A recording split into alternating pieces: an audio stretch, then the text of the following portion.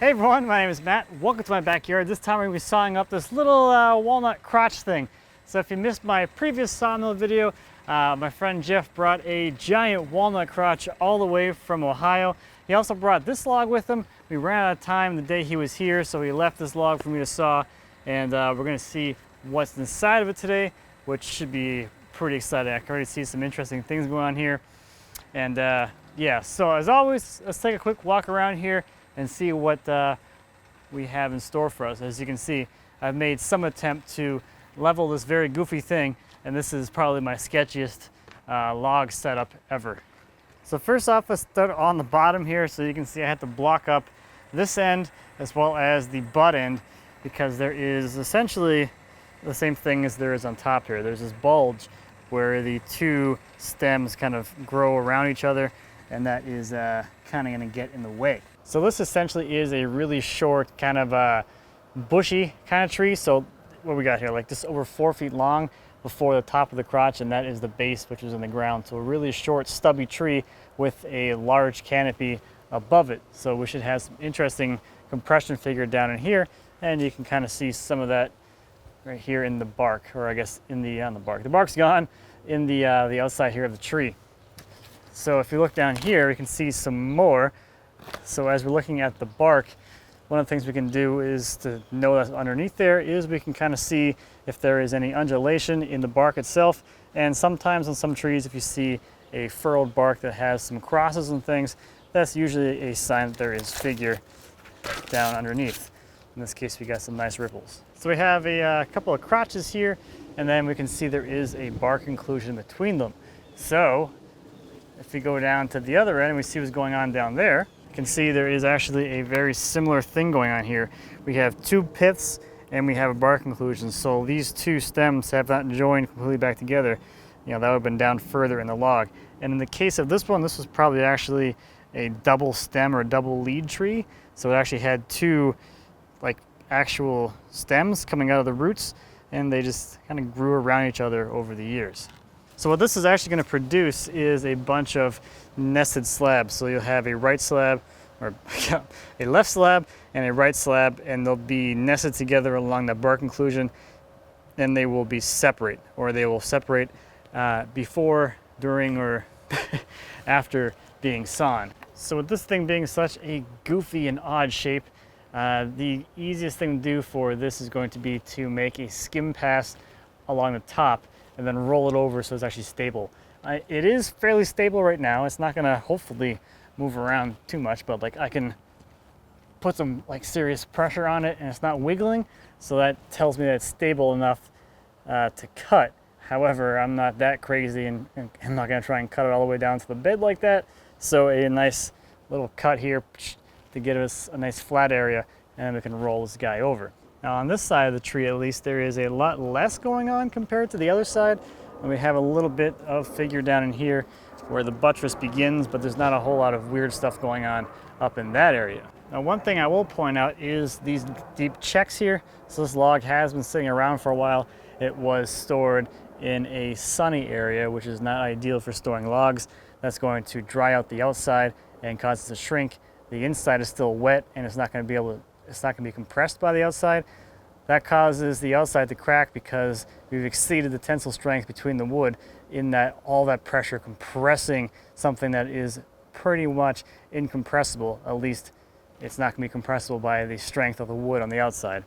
So that's a little bit of a drying defect. Not a huge deal for this, since we're making slabs. That's just going to add to the overall character. So I'm going to set the saw up, make the first cut, and see where things kind of end up. This is not absolutely like the perfect leveling job. It's I got it good enough. With this one, it's on, basically it's on 3 points, and yeah, every time you touch it, you can knock it down off one of the other points, and then you're starting all over again. So it's a little rolled, not far enough, and then it is too low on the butt end, but like I said, good enough to at least get started.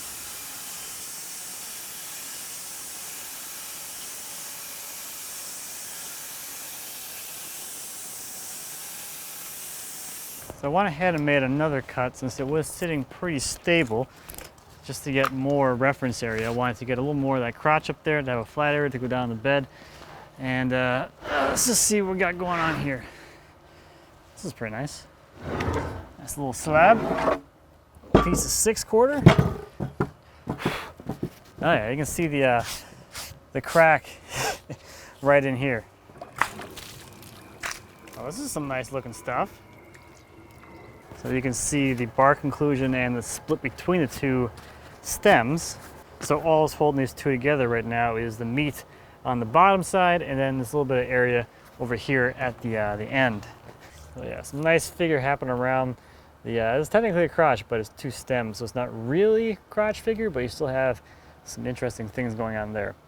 Cut through something there, not a big deal.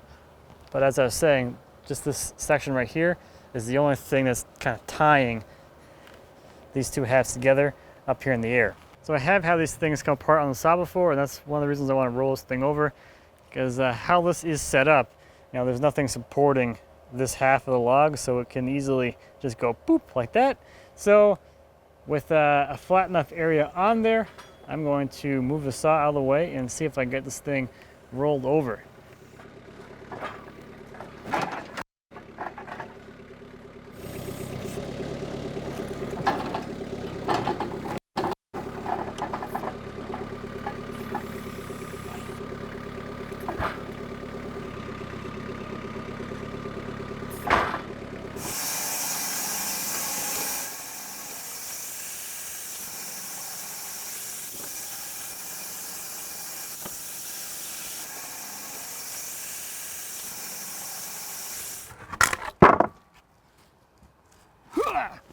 Couple of smaller things here, I guess several smaller things.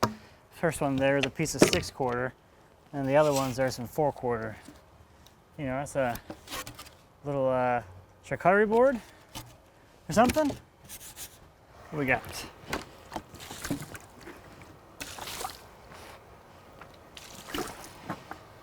Again, if you're new to fresh sawn walnut, it has a very green hue when it's freshly sawn, and then as it oxidizes, it will turn more of that purpley brown that we're more used to. So you can see on these guys, we have a lot of green hues in here, mixed in with some areas that are very oxidized when this thing was still in log form. So these will kind of even out and further sort of blend together. But we have the bark inclusion crack thing in the middle there, and some really interesting figure happening up in here. Just some cool shapes too. So now looking at where we're kind of at in the log, I think I'll pull another piece, another 2 pieces of 6/4, and that should get us into this little bit here, and then we can start thinking slabs further down. So let's see, 2 more cuts, and then we will reevaluate.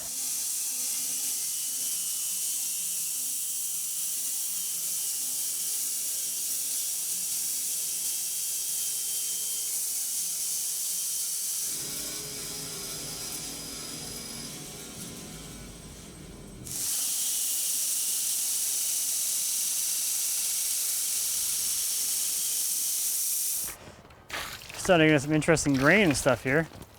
Whew. That's cool. Starting to get into some more of the fun figure and the crack and inclusion. You can see we are the full length now. So the next, probably the next one or the one after that will come apart as I'm pulling it off the stack.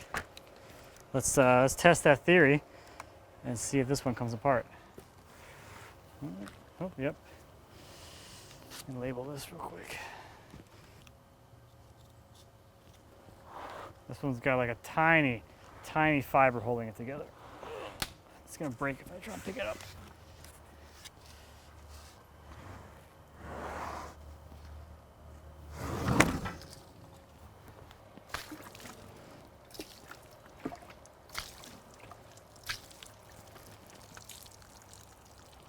Man, it's crazy. Like this is, I know this is gonna change color, and it's just crazy looking now. So goofy looking with all that green in there. But this is basically how all the slabs are gonna end up looking, is 2 nested slabs together that have this kind of naturally forming wavy joint, and they fit together perfectly. So nested slabs, gonna be awesome. All right, so I'm gonna move these guys out of the way, and then I think we will just, I think we should just be good to start sawing slabs.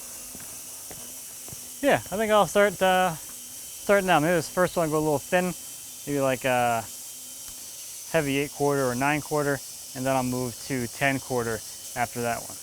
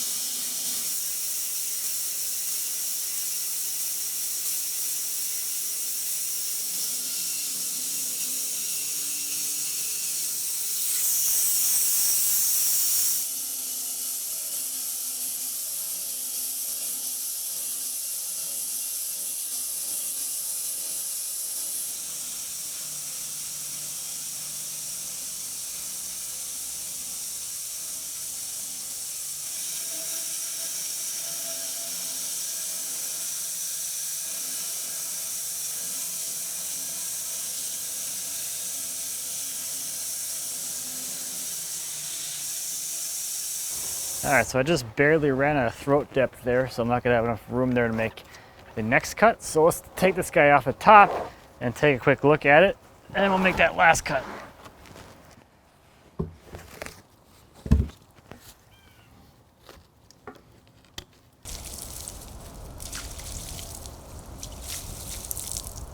So in case you haven't realized from my outfit change, it is the next day.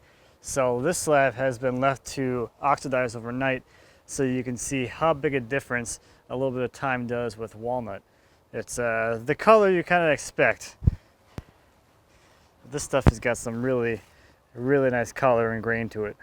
I'm also really liking the shape. You know, it is a crotch, so you expect the limb end to be like a lot wider, but it still has a very rectangular shape to it. If you go down to the width on the bottom side, this thing is 32 wide at the top there, and it's also 35, so it doesn't have much taper. It's actually tapering in the opposite direction we expect, and it's 57 inches long, so large coffee table size. Or I guess like a breakfast nook table, I suppose, which is funny because this looks really small out here. Okay, last cut to separate 13 and 14. There'll be another piece of 9/4. I'll leave them with a piece of about 6/4 there at the bottom.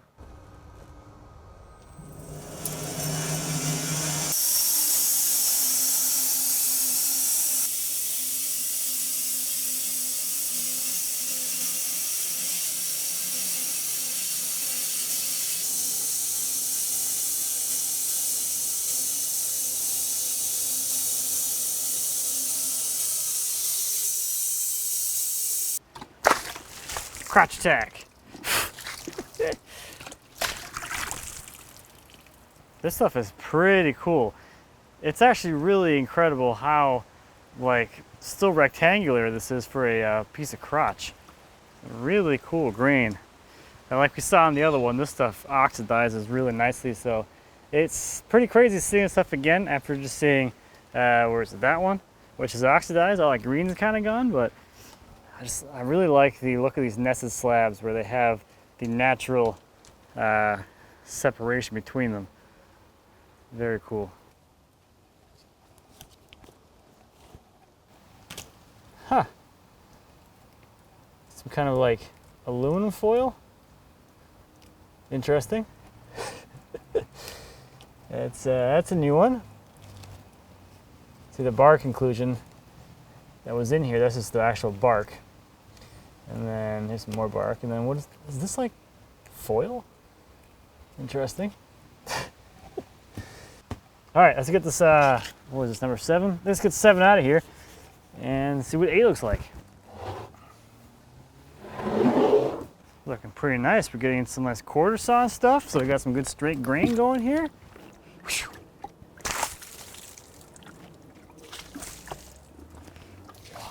Oh, ah, that's beautiful. Oh. So out here we're getting into some really nice straight grain stuff, getting into quarter saw material. Gorgeous, gorgeous stuff.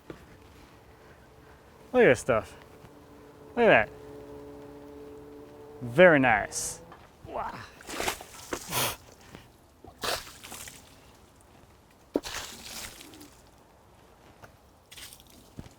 This is looking really good. I'm liking this. Not that I've seen many things that I don't like. So there's the pith in this one, and we're starting to get into the pith on this side of that one. But yeah, it's just crazy how, like, it's so rectangular. Like, for being so, you know, most live edge stuff is kind of all over the place. This is super rectangular. Very cool. It's also very clear. There's not a whole lot of knots and defects in here. We do have some of the, like, the original limbs as we get towards the pith here. But other than that, though, very straight grain stuff.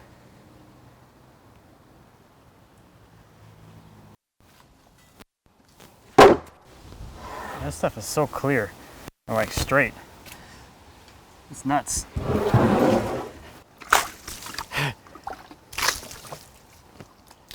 I don't know why, but throwing water on wood is like one of the most fun things I do. A little bark inclusion here. But otherwise, pretty similar type of situation. Very clean, straight grain stuff. We do have a little bit of figure down here towards the buttress, but not a significant amount. A few knots and things here and there, nothing too crazy. And there is that the bark inclusion I was mentioning previously. Nothing big about it either. Just some really clearish for walnut wood. Walnut tends to be a little more gnarly than this, but yeah, this is cool.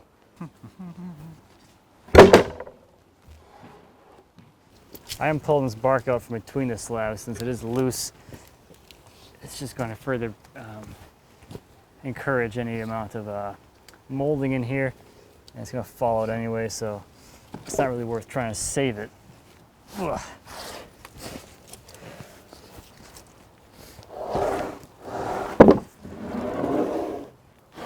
Okay. All right, we got what, 4 more? Man, there's a lot of slabs here. For a little log, it's a lot of slabs. That was a cool one, if I do say so myself. Bonus points for patting yourself on the back. So our shape is becoming a little less rectangular. See, we're a little bit narrower up here, and then we splay a bit. I mean, it's not anywhere near like the craziness of a normal crotch, but still, it's got hints of crotch, I guess. You know, not a whole lot of other things going on here besides it's getting a little bit narrower. We get some pretty interesting grain patterns here, and this is gonna be awesome once they oxidize. A little bit of figure down here from that buttress.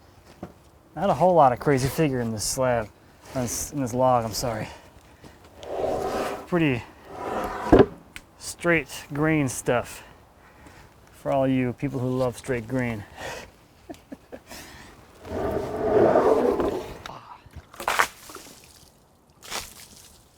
Now we're getting back into a little bit of the swirly crotchish figure.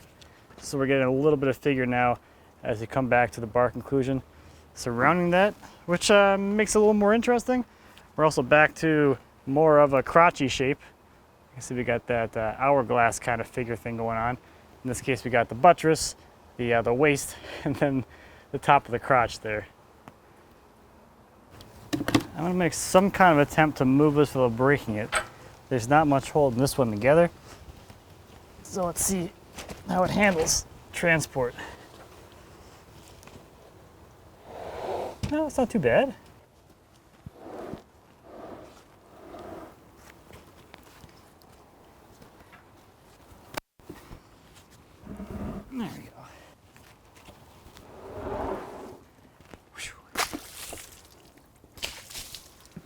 As we're getting back towards the outside log again, we're going to have a little more plain sawn appearance, which is going to give us that swirly grain.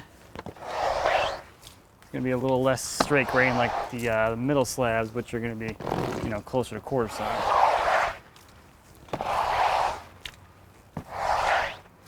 Just a really cool grain pattern on this. Really, really cool. Slight bit of curl down there, but mostly no figure, but some swirly, crazy grain and the swirly stuff here around the crotch, or the bark inclusion between the two stems. All right, we got one left to take a look at. All right, this one looks like a little baby compared to the other ones that we've been looking at so far. Baby slab, baby slab. Although it is small, it has, I think, some more interesting grain. Oh yeah, there's a buttress figure. Whoa, yes. So there we go, we got some, whatever you want to call that, looking shape in the middle there. And then we got the little bit of buttress figure down here, which, if I can get out of the glare, you can kind of hopefully see that there is some curl down in there. A little tiny bit over here too, but it's little. Probably just like under 2 feet wide here in the middle. And it goes up to like maybe 30 inches up there or something like that. Kind of a fun one.